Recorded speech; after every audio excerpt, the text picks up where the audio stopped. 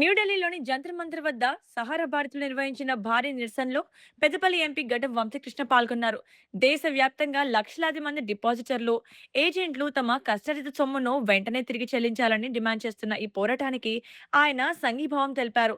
ఎన్నో ఏళ్లుగా ఎదురుచూస్తున్న బాధితులకు న్యాయం జరిగేలా ఈ సమస్యను కేంద్ర ప్రభుత్వం దృష్టికి తీసుకెళ్లాలని ఎంపీ వంశకృష్ణ హామీ ఇచ్చారు. న్యాయం కావాలి, మా కుటుంబాలు, మా పిల్లలు ఉన్నారు, మా ఇంట్లో సమస్యలు ఉన్నాయో అవన్నిటికీ ఈడ టైఅప్ అయి ఉన్నది. ఎందుకంటే మేము కష్టపడి వీళ్ళని నమ్ముకొని ఈడ ఇచ్చినామో, మాకు వీళ్ళు మోసం చేసిండ్రు, అన్యాయం జరిగింది అని చెప్పి చాలా మంది నాకు వాళ్ళ బాధ చెప్పుకోవడం జరిగింది. ఈ విషయము దాదాపు 13 కోట్ల మందికి సంబంధించినది.